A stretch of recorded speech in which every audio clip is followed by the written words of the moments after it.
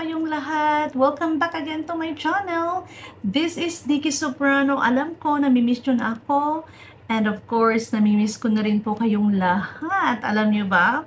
Sa aking analytics, nakikita ko doon the number one po na marami akong mga views is from United States of America. And actually, this month, this is the second time round na ginawa kong reaction video, but the first one, last few days, I do a reaction video from the song of Celine Dion, which is entitled to I'm Alive.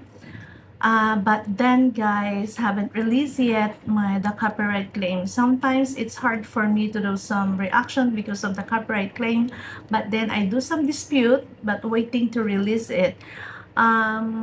Kasi alam nyo, there are fans of Celine Dion requested the song of her na gusto nila maggawa ako na reaction. So it's already done, but then waiting na lang talaga na ma-release, no? But anyway, this time, guys, for those the fans of Angelina Jordan, this is it, especially to Mr. Douglas. No, I'm sorry to you, and I'm sorry to those followers and viewers of Angelina Jordan na ngayon ko lang din ito nagawa. Kasi sa totoo lamang, the fact is, late na akong gumawa ulit ng aking vlogs. I only upload some shorts videos kasi marami pa akong ginagawa din sa online. Kaya ito, tapos ay may mga travel din kasi ako ba. Kaya ito ngayon, I start to do again a reaction song video. So this time, guys, gumagalaw po ang aking camera. So sorry for that. So ngayon, guys, ang gagawin ko, I will do some reaction video to Angelina Jordan when the song is entitled to If I Were a Boy.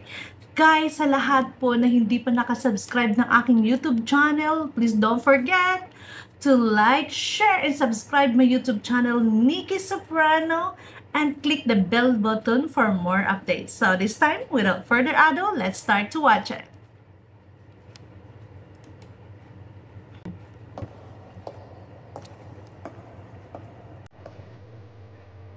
Wow!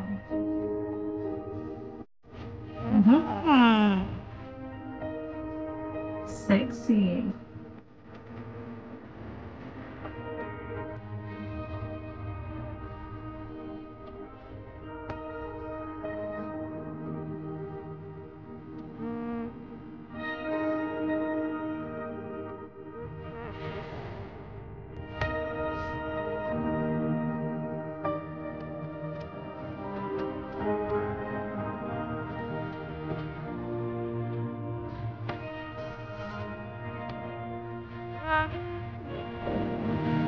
That's huge. That's beautiful voice. Ang ganda ng boses ni Angelina.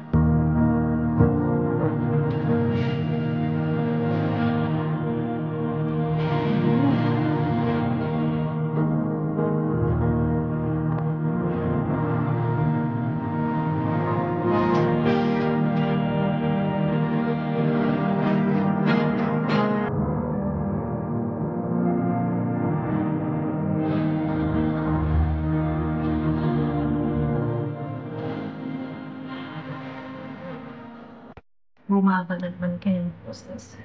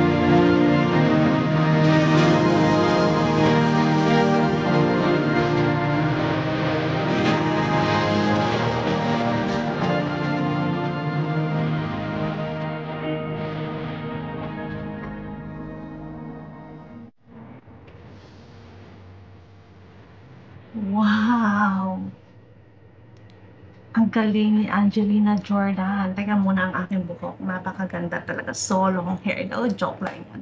You know, I forget to tell you guys, the original singer of this song is Beyonce. And this time, Angelina Jordan, she covered the song. And I just want to share with you what is my reaction or my opinion to Angelina Jordan. You know, actually, from the very beginning of the song, I like Angelina Jordan's voice because which is so mellow. And her aura and movement are thrilling. Her low voice and sudden rise are so beautiful and controlled by her. And I noticed that when she sings a song, she always takes her song to heart. You see? Ganun palagi kumakanta si Angelina Jordan. Isinasa puso niya yung kanta niya. Kaya, ito ang mga bagay na nagustuhan ko kay Angelina Jordan. These are all the things that I loved Angelina Jordan because every time when she sing the song, she always feel it. She always put in her heart, you know. Her facial impression is natural when her voice range increases and her aura is still relaxed and charming. And you know, beautiful voice, beautiful music, and of course, fantastic dress. 'Di ba? Ang ganda ni Angelina sa suot niya, ang sexy niya, ang ganda ng fashion ng kanyang damit. Nakakabagay talaga sa kanya, guys. And about the pianist and the guitarist is, you know, I like your quality at the piano and guitar. And I am very confident that you are clearly and cleanly playing the instrument. And that's all for today. So guys, what can you say about it? If you have some other reaction, please don't forget to write down below, like and share this channel, and please don't forget to subscribe and click the bell notification for more updates. See you on my next vlog. Bye-bye!